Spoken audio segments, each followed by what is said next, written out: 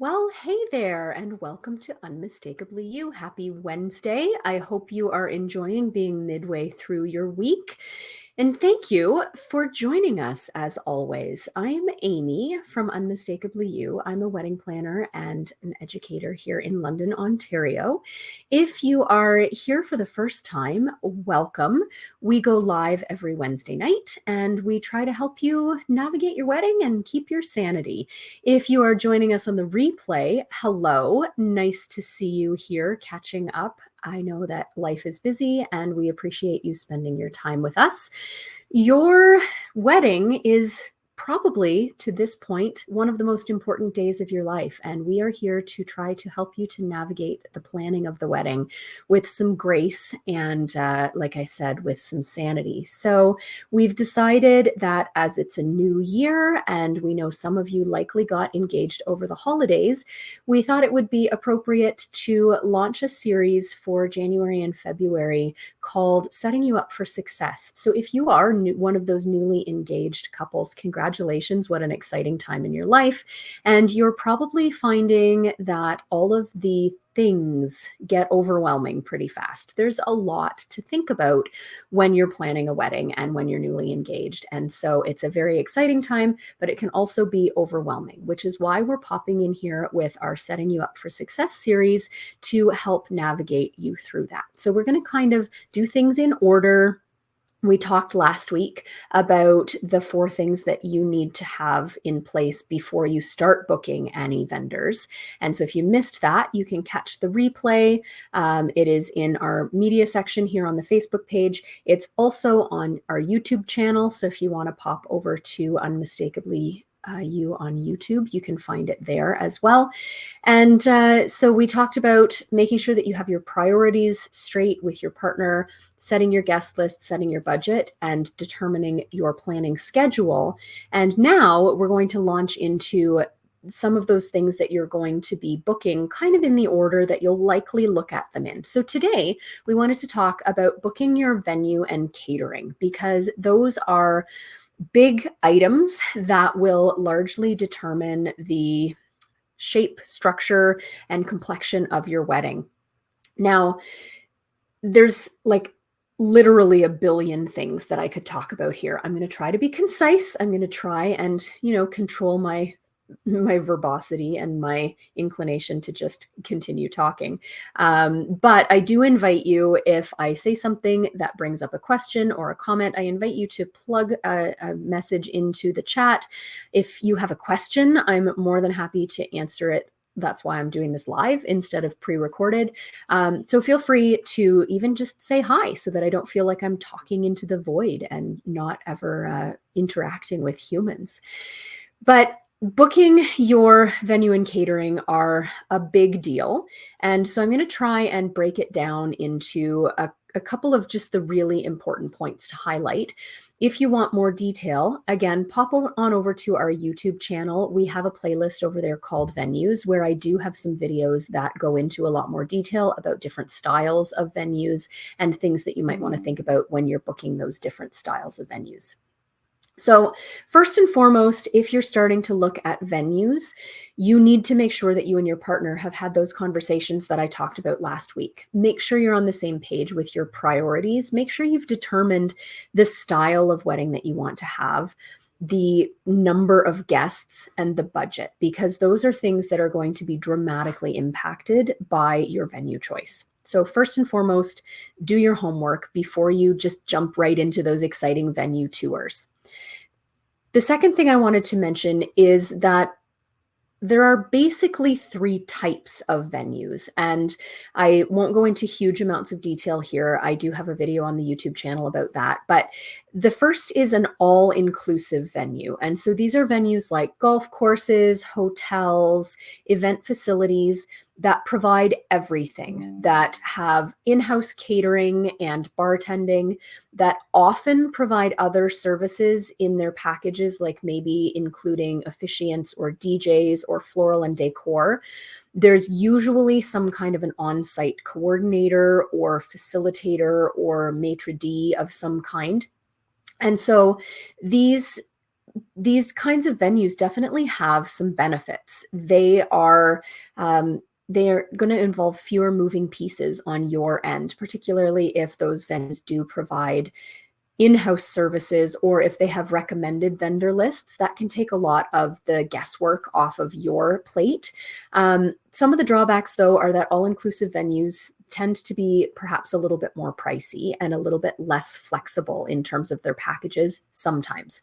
So all-inclusive venues are definitely appealing for certain styles of weddings and certain types of budgets, but you may find if you're a little bit more budget conscious, you might lean more towards a semi-inclusive venue, and that is a term that I 100% made up. That is not a thing. Like if you Google semi-inclusive venues, I don't know what you'll find, but this is just kind of the way that it works in my brain and the way that I categorize things. A semi-inclusive venue is a venue that provides slightly more service than a DIY venue, but not as much service as an all-inclusive venue. So it's a little harder to pin down. It's a little bit less certain, but these might be places like halls or maybe sometimes barns or facilities that will allow you to bring in more of your own vendors. So oftentimes this boils down to catering and bartending. Those tend to be your biggest ticket items. So oftentimes these halls will allow you some control over the catering and the bartending, but they'll provide some services like tables and chairs, lighting, washrooms, those amenities that you don't necessarily think of as perks until you're looking at wedding venues going, oh, there's no washroom here and we're going to have to bring in a washroom trailer. So the benefits to semi-inclusive are those budget savings, a little bit more flexibility in terms of the kind of catering and bartending you want to bring in. Usually these kinds of venues are the kinds of venues that do weddings often, so they may be able to provide a little bit more guidance as you navigate the journey. But the drawbacks are that there are more more vendors for you to coordinate, and sometimes because these venues tend to be a little bit more affordable, sometimes, and not always, I'm not painting with broad strokes here. I'm just saying sometimes they're not as well maintained as other venues just because they're at a lower price point. Then the third kind of venue is going to be what I call a DIY venue. And this is any kind of barn, backyard, tent, anytime you're kind of creating a venue out of thin air. And so there are benefits to this, absolutely. You can have a really personal venue where you bring in everything and you create a venue to your vision out of thin air. The drawbacks, you have to create a venue, and that's a lot of work. So if you're thinking about a tent or a barn or like cleaning out the old drive shed, just keep in mind that you have to bring in everything. Every vendor, every service needs to be brought in. And sometimes that even means rewiring electrical panels and retrofitting things. And, it can be sometimes costlier than you think. You don't have venue fees, but those rentals, the cost of bringing everything in and putting it all together can be higher than you think. So 3 kinds of venues: all-inclusive, semi-inclusive, and DIY. I'm going to try to sort of generically cover some of the things that you're going to need to think about at all of those venues. Again, pop on over to the YouTube channel. I have videos on all 3 different styles of venues. If you're leaning towards a semi-inclusive venue, there's more detailed video over on YouTube about that as well. But generally speaking, if you're looking at venues, the first thing you want to do is look at reviews. Check the reviews. Keep in mind that the people who are most inclined to write reviews are the people that are either really happy or really pissed off. So take the negative reviews with a grain of salt. But if there are a billion negative reviews, that's when you really do need to get concerned. So check the reviews, ask people their opinions. If you happen to be looking at services simultaneously, like maybe you're checking venues at the same time as you're looking at photographers, ask the photographer if they've shot at a couple of different venues that you're looking at and ask for their opinions about it. Search out those Facebook groups and find people who've gotten married at the venue that you're considering and ask what their experience was. Lots of ways aside from just going to Google to check the reviews. You'll want to think about, regardless of style of venue, the logistics and the location. Pardon me. Excuse me. Does it fit your vision? Can you see yourself getting married there? Think about things like the space. Is it adequate for your guest count? Does it provide the amenities that you want? How much work are you going to have to do on the wedding day and the days before and after? Do they provide a concierge or a planner of some kind?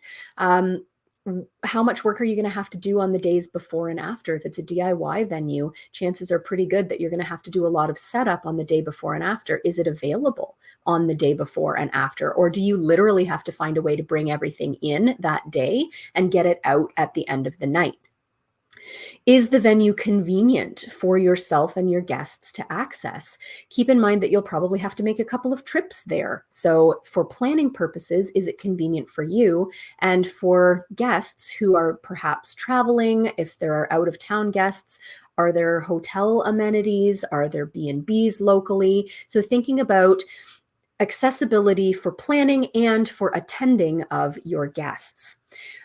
What's the parking situation? That's something else to consider. There's an awesome venue here in town that's beautiful, but the parking is down the hill and around the corner from the venue. And so that might create problems depending on your guest demographic. Maybe you have a lot of elderly guests and that's not appropriate for them. What hours can you access the space for setup and tear down? What time does the bar close? These might be factors that influence your decision. Will there be other weddings on site that day? Sometimes big halls or hotels host multiple weddings, and is that a problem for you? Are you concerned about running into another couple on the day of your wedding? So think about the logistics and the location. Then I want you to think about guest comfort and experience. So is it accessible for guests with mobility issues? Like I said, is the parking prohibitive? Are there ramps? Are there a ton of stairs? Are the bathrooms in the basement? And that's the only way to access them. It's down the stairs. If you have a lot of elderly guests, that might be a concern.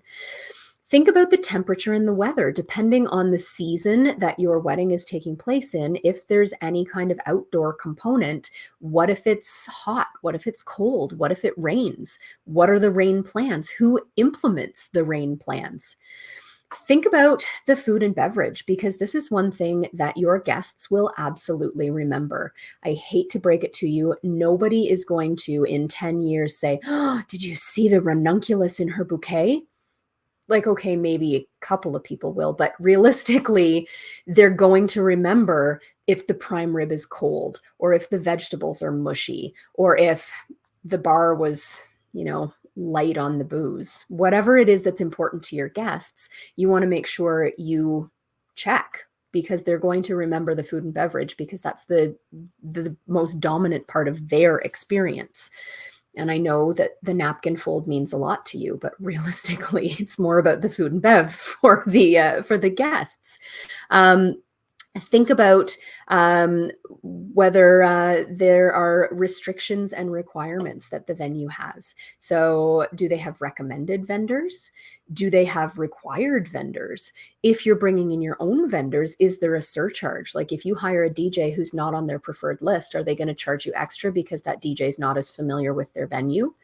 Are there decor restrictions? Open flame is a big one. A lot of places are really cracking down because fire marshals are cracking down and saying you can't have open flame. So there are often restrictions as to whether you can even have real candles, what they need to be enclosed in if you're allowed to have them. Is there adequate power available, particularly if you're thinking about bringing in a live band, or if you do have to bring in a washroom trailer, if you're bringing in a lot of lighting, even coffee urns. It's one of those ridiculous things that you would never think. But if your caterer is brewing coffee on site, you need to think about the power situation. I run into this oftentimes with tent and barn weddings where the power isn't sufficient for a coffee urn. They plug it in and everything goes down and the music goes dead and there's no mic and the speeches are silent and it's bad news. So you need to think about these things. You'll also want to think about fees and payments. If you get to the point where you're seriously considering booking, figure out if there are any added fees. Are there gratuities? Are there venue charges? Are there any additions to that package price? What's the payment schedule? How much is the deposit? Is that deposit refundable? What happens if you cancel? What happens if you have to postpone? This was a thing that happened frequently during COVID, the postponements and cancellations, but also, is your deposit transferable? So will that venue, if for whatever reason, God forbid, you have to cancel your wedding, can you find another couple to essentially buy your deposit? This is something that you may want to be proactive and ask in advance. You also want to know how the payments are taken. Do you need to have a certified check or a bank draft, or can you give them a credit card or cash, or do they take an email transfer? Think about these kinds of things. Now, those four, no, I can't count 5 things. Check the reviews. Logistics and location, guest comfort and experience, restrictions and requirements, and fees and payments. Those are things that apply to all venues. But I just want to talk briefly specifically about semi-inclusive and DIY venues, because those tend to be the ones where you're responsible for more elements. And so some of the things you need to think about are, how much do you need to do yourself? Is there someone who will manage things on the day, or do you need to hire like a wedding planner, for instance? Maybe you need a day of coordinator. Maybe you need more of a full service planner, depending on how involved you want to be in the lead up to the wedding day, but particularly on the day itself. You probably don't want to have your fingers in all the pies on the actual wedding day. You don't want to be sending mom to set up the place cards when she should be helping you into your dress. You don't want to be sending your maid of honor to go find you a new DJ if your DJ breaks his leg. So think about what the venue provides and what you're comfortable with on the day of, and then that will hopefully lead you to other professional planners if needed. Contact me if you need help. How many vendors do you have to bring in? How many moving pieces of that puzzle are there? Do you have to coordinate rentals? This is a big one, particularly if you're doing a private property wedding or a barn or a tent or something like that.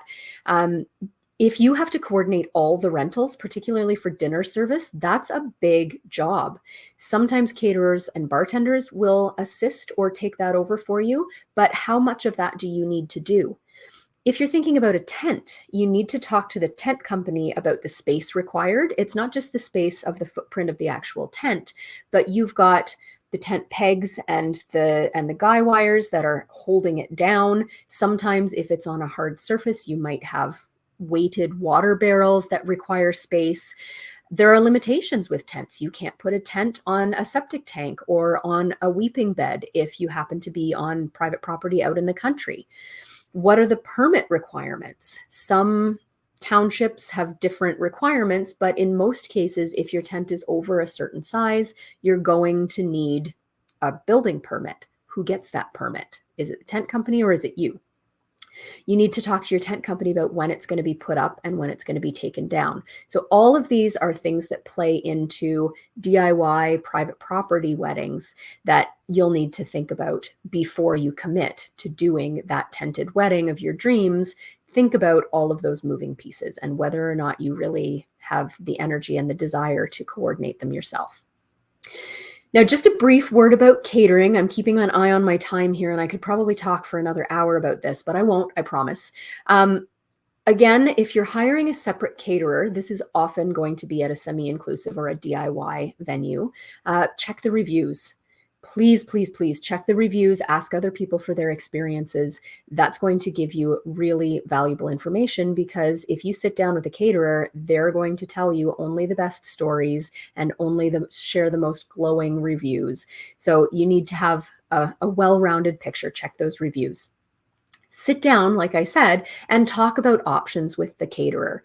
How flexible are they? How accommodating are they? If you have specific requests, if you want, grandma's mac and cheese served, will they make grandma's recipe? If you want a particular, maybe cultural or, food from your family's history or tradition brought in, is that something that they will accommodate? What services do they provide? Will they set your tables? Will they coordinate those rentals? Do they provide late night food? Will they also bartend? These are things that, depending on your venue, you're going to need to know. How much service staff they bring is usually directly tied to the services that they provide. It varies wildly. Food trucks are a super fun option, for instance, to have at your wedding. But the thing with a food truck is that usually, unless you've negotiated with them, they're going to provide the truck and a cook and an order taker person, whatever the formal term for that is. They're not going to provide staff to set your tables or to bus your tables. So think about the fact that your guests will have just eaten this delicious food truck meal, and they're going to have a takeout boat or a plate or utensils. And what do they do with them? Who clears those? So think about the services that they provide and whether or not you might have to supplement that staff with other people to clear tables. More upscale caterers are going to provide lots more service. They're going to provide the service staff to set the tables, to clear the tables, to make sure that there's someone there at the end of the night to take away those linens and to make sure that the rentals are packed up properly. You want to talk about the kind of service that the caterer provides, is comfortable providing, and is able to provide. And those aren't necessarily the same thing. It will often depend on your venue as to whether a caterer can provide a plated meal or whether they're limited to just a buffet style meal. If that's not important to you, it's maybe not a determining factor in your caterer. But if you want to have that, white glove upscale plated service, you need to have facilities or have a caterer bring in facilities to be able to plate that food, keep it hot, and get it to your guests. So a lot of times, if you're in a DIY venue, at least locally here, you'll end up with a buffet style meal. Again, depending on your caterer. There are lots of caterers who provide upscale meals in the middle of nowhere, and it's incredible. I don't know how they do it. Keep in mind, like I say, there's upscale caterers, there are more affordable caterers. You get what you pay for, really. There are a ton of affordable caterers around who really do provide very good food, but the money savings has to come in somewhere, and usually that's in the services provided. So be mindful of whether that caterer is going to show up, serve your meal, and then leave, or whether they're going to only clear the things that they provide. So if that caterer has provided china and flatware, for instance, they're only going to clear the china and flatware. You're going to have to rent glassware if you want wine and water glasses on your table, and they're not going to clear those. So are you going to leave them on the table all night? What about linen napkins? If you provide linen napkins that the caterer hasn't provided, they're going to leave those on the table, and then you have messy tables all night. So think about the fact that you do get what you pay for, and the savings in cost is usually made up somewhere else. And so think about the kind of experience that provides for both you and for your guests. Like I said, I could probably talk for hours, but I am going to cut it short there. There are so many factors that play into your choice of venue and catering, and I'm more than happy to chat about them with you. So if you have questions or thoughts that you want to plug into the comments, I will answer them later. If you want to give me an email, amy@unmistakably.you.com, I'm more than happy to chat through any of this kind of stuff with you. And like I mentioned, we do have a venue playlist over on our YouTube channel, so feel free to check that out for more in-depth chats about the 3 different styles of venues and things to think about when you're doing venue site visits and all of that good stuff. Next week, I invite you to join me here where we're talking about booking photography and videography, because that is often the next step that many people take following booking their venue and solidifying their date. It's also really exciting because that's how you preserve those memories of your day. So we look forward to seeing you here next Wednesday to talk about photography and videography and how to book those vendors.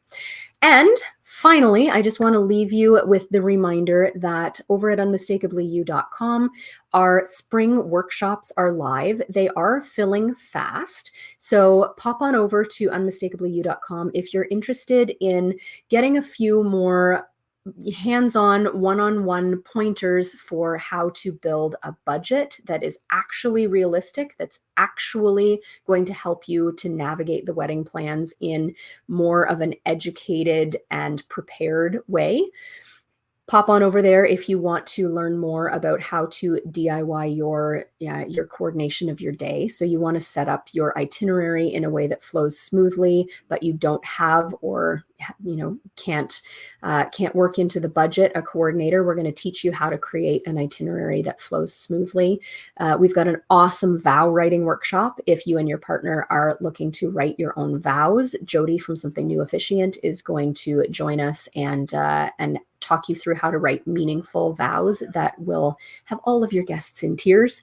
And we've also got an awesome first dance workshop with Clara from See You Move. And so it's not a choreographed dance lesson, but it's a way to just kind of learn a few moves, how to put them into practice, how to hold your partner, and how to be comfortable on the dance floor during that first dance. So those awesome workshops are live on our website over at unmistakably.you.com. Pop on over there because they are selling fast and I don't want you to miss your opportunity.